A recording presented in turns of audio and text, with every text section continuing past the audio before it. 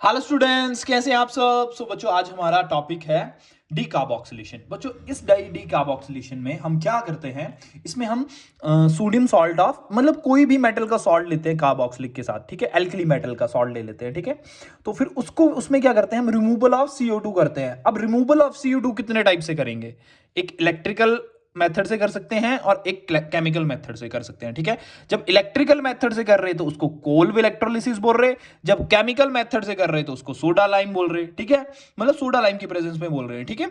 तो ये at last हमें मिलेगी एल्केन ही, समझ गए। हमने एंड प्रोडक्ट जो हमें मिलेगा वो एल्केन ही मिलेगी। चलो चलते हैं, पढ़ते हैं आगे। पहले मैं आपको ना कोल्ड इलेक्ट्रोलिसिस, पहले डीकार्बोक्सिलेशन समझा देता हूं, ठीक है। समझो, बहुत आसान है ये।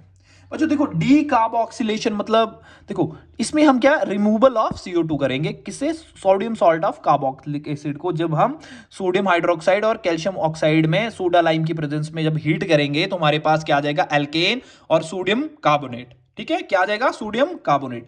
अब मैकेनिज्म क्या होगा इसका, देखो बच्चों, मैकेनिज्म में क्या होगा, ये जो मैकेनिज्म चलेगा ये बेसिक मीडियम में चलेगा, क्योंकि सोडा लाइम की प्रेजेंस में हो रहा है, ठीक है। जब हम बेसिक मीडियम में इसको इस सॉल्ट की करेंगे, देखो बच्चों, सॉल्ट जो है ना, इसको पहले मत ऐसा कर लो, ये मैंने जस्ट बताने के लिए लिखा था, ठीक है। सॉल्ट को जब हम बेसिक मीडियम में तोड़ेंगे तो एक अपना एनाइन में टूट जाएगा और एक कैटाइन में टूट जाएगा, समझ गए, समझ गए। अब क्या होगा, अब जब ये नेगेटिव पार्ट, एनाइनिक पार्ट इधर आएगा तो क्या, देखो ये जो है, ये वाला ऑक्सीजन का जो नेगेटिव चार्ज इलेक्ट्रॉन है ये इस साइड शिफ्ट हो जाएंगे। तो कार्बन जो है ये अपना 5 बॉन्ड थोड़ी नहीं बना के रखेगा, ये क्या करेगा, आर जो एल्काइल ग्रुप है ये वाले इलेक्ट्रॉन लेके भाग जाएगा, तो अपने पे क्या नेगेटिव चार्ज लेगा, तो ये क्या बन गया, कार्बनाइन बन गया, ठीक है। हमने इसको क्या कहते हैं, हीट किया था। जब ये नेगेटिव चार्ज यहां पे इलेक्ट्रॉन ट्रांसफर किए तो कार्बन 5 बॉन्ड नहीं बना सकता था, तो इसने स्टेबल होने के लिए क्या किया, इसने ये वाले इलेक्ट्रॉन आर जो है अपने साथ ले गया, तो एक कार्बनाइन स्पीशीज बना दी और कार्बन डाइऑक्साइड निकल गया, समझ गए। अब जो देखो, कार्बनाइन जो है अपने ऊपर नेगेटिव चार्ज लेके चला हुआ है, ठीक है। इलेक्ट्रॉन बोझा, बोझा समझ रहे हैं, बोझा क्या होता है, वेट डाला हुआ है अपने सिर पे, ठीक है। उठाते हैं ना बोझा, जो उठाते हैं सिर पे, वैसा उठा के चला हुआ है ये, ठीक है। जब इसको, अब इसको जल्दी से जल्दी क्या करना है, अपना बोझा उतारना है सर से, ठीक है। तो ये क्या करेगा, जल्दी से जल्दी स्टेबिलिटी पाना चाहेगा, तो क्या करना चाहिए स्टेबिलिटी के लिए, ये वाटर के मॉलिक्यूल के फट से रिएक्शन करेगा और यहां से H पॉजिटिव लेके अल्केन बना के खुद को स्टेबल अपना ये इसके साथ शेयर कर लेगा और वो नेगेटिव यहां से वाटर का बाहर निकल जाएगा, ठीक है। अब जो स्टेबिलिटी ऑफ कार्बनाइन जो है ये डिसाइड करेगी डीकार्बोक्सिलेशन में, सोडा लाइम में, कि रिएक्शन कितनी फास्ट होगी। जितना स्टेबल कार्बनाइन बनेगा उतनी जल्दी रेट ऑफ रिएक्शन होगी उसकी, ठीक है। मतलब समझाता हूं, देखो मैंने लिखा है रेट ऑफ डीकार्बोक्सिलेशन जो होगी वो स्टेबिलिटी ऑफ कार्बनाइन पे डिपेंड करेगी, ठीक है। क्योंकि ये सॉल्ट का नेगेटिव और पॉजिटिव पार्ट तो हो गया था नहीं, ठीक है। कैटाइन और एनाइन तो था, जो एनाइन पार्ट यहां पे आया तो इसने क्या किया, इसने एक कार्बनाइन फॉर्म कर दिया, ठीक है। तब अब कार्बनाइन जो है यही एक इंटरमीडिएट बन गया, समझ गए। अब ये जो इंटरमीडिएट जितना स्टेबल रहेगा उतना रेट ऑफ डीकार्बोक्सिलेशन होगी। अब आप देख सकते हैं यहां पे, आप मेरे को बताइए किस पे, देखो जितना ये नेगेटिव चार्ज को अनस्टेबल किया, सॉरी नेगेटिव चार्ज को जितना हम इसको कम कर देंगे ना, जितना इसको रिंग में ले आएंगे हम अपनी खींच के, ठीक है, उतना स्टेबल बन जाएगा। पर अगर अगर हमने, देखो एक बात बताओ, NO2 क्या होता है, इलेक्ट्रॉन विड्रॉइंग नेचर है, इलेक्ट्रॉन रिलीजिंग नेचर है।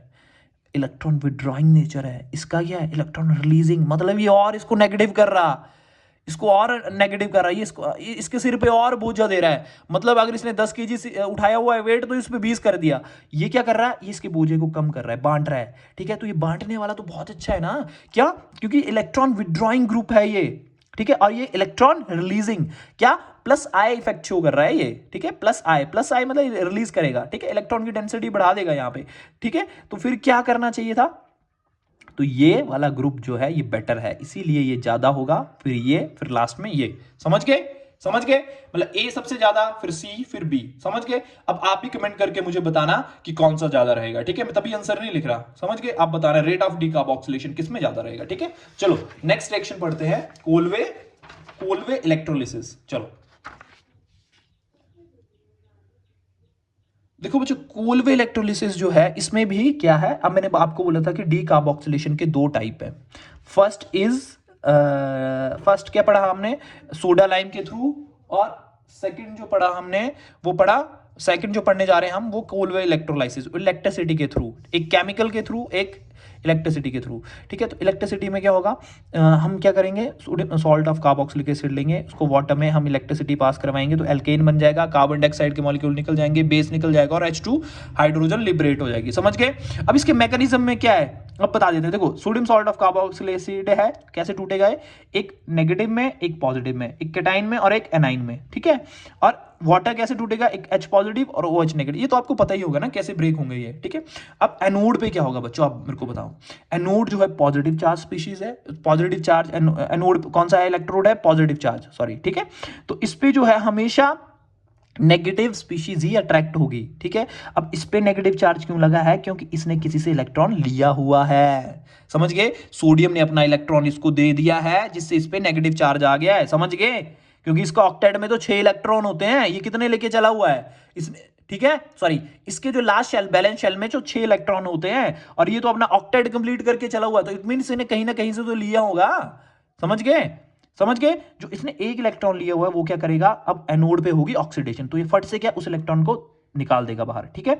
और पर ये दो क्या है, दो मॉलिक्यूल है तो 2 इलेक्ट्रॉन निकल जाएंगे, ठीक है। तो इस पे इसके पास क्या, 1 2 3 4 5 6, इसके पास अपने ही इलेक्ट्रॉन बचे। समझ गए? इसने अपने ही वैलेंस इलेक्ट्रॉन बचे हुए हैं अब इसके पास, ठीक है। अब क्या करेगा, अब ये 2 इलेक्ट्रॉन निकल गए और इस पे रेडिकल फॉर्म हो गया। अब इसके 2 मॉलिक्यूल क्या करेंगे, इस रेडिकल को क्या करना चाहेंगे, जल्दी से खत्म करना चाहेंगे। तो कैसे खत्म करेंगे, ये फट से जाएंगे और ये वाला जो 7 वाला अल्काइल ग्रुप लगा है इसके साथ इसको होमोलिटिक क्लीवेज कर देंगे और ये इस साइड रेडिकल बन जाएगा, ये इसका रेडिकल बन जाएगा और फट से 2 रेडिकल बन जाएगा, 2R रेडिकल बन जाएंगे और कार्बन डाइऑक्साइड निकल जाएगी। अब ये जो स्पीशीज बनी ये भी रेडिकल को खत्म करना चाहिए, कैसे, ये बॉन्ड फॉर्म कर लेंगे आपस में और ये एल्केन बन जाएगी। कौन सी बताओ, इथेन बन जाएगा ये, ठीक है। क्या बन जाएगा, 2 कार्बन की चेन बन जाएगी, ठीक है। अब जो एनोड पे हमेशा क्या होगा, एनोड नेगेटिव था तो पॉजिटिव को आना चाहिए था, ऑब्वियस सी बात है ना, है ना। पॉजिटिव कैटाइन ही आएगा ना इसके पास, नेगेटिव के नेगेटिव कैथोड के पास अब कौन सा आएगा बताओ, कैथोड के पास क्या आएगा, इस इलेक्ट्रोड के पास जो है पॉजिटिव आयंस ही आएगा, पर ये नहीं आएगा, सोडियम नहीं आना चाहेगा। क्यों, ये स्टेबल बैठा हुआ है। जब ऑलरेडी ही ये सारी गेम जो है स्टेबिलिटी के लिए चल रही है, तो मैंने आपको पहले भी एक बात बताई हुई है, केमिस्ट्री में आप कोई भी रिएक्शन ले लीजिए, कुछ भी आप पढ़ रहे हैं, चाहे ऑर्गेनिक, इनऑर्गेनिक, चाहे फिजिकल, हर कोई स्टेबल होना चाहेगा मॉलिक्यूल। समझ गए? ठीक है, ठीक है, कोई स्टेबिलिटी पाना चाहेगा, चाहे चाहे डायरेक्ट वे में, चाहे किसी के साथ जुड़ के, चाहे इलेक्ट्रॉन दे के, चाहे इलेक्ट्रॉन लेके। समझ गए? यही चला हुआ है केमिस्ट्री में, ठीक है। तो यहां पे भी क्या, सोडियम नहीं करेगा इसके साथ, एनोड पे नहीं आना चाहेगा क्योंकि ऑलरेडी स्टेबल बैठा है, क्योंकि इसकी जो कॉन्फ़िगरेशन है 281 है ना, ठीक है, 281। तो ये एक इलेक्ट्रॉन निकाल के पॉजिटिव, मतलब अपना स्टेबल ऑक्टेट कंप्लीट करके बैठा हुआ है। अब ये थोड़ी नहीं चाहेगा कि फिर अपना ऑक्टेट क्या कर दे, फिर क्या करते हैं 28 करके और इलेक्ट्रॉन ऐड करके अपने को अनस्टेबल कर ले, नहीं, ये नहीं जाएगा। तो ये क्या करेगा, ये बोलेगा मैं नहीं जाऊंगा, ठीक है। तो इससे वाटर का फिर क्या करेंगे, वाटर के फट से वाटर का H पॉजिटिव क्या बोलेगा, अब तो मौका मिला, तो वाटर का H पॉजिटिव मौका नहीं छोड़ेगा क्योंकि इस पे है पॉजिटिव चार्ज और ये स्टेबल होना चाह रहा है। तो ये क्या करेगा, 2 H पॉजिटिव इसके मॉलिक्यूल आएंगे और ये 2 इलेक्ट्रॉन लेंगे और 2 H पॉजिटिव और हाइड्रोजन लिबरेट कर देंगे, ठीक है। समझ गए बच्चों? So that's for all for today.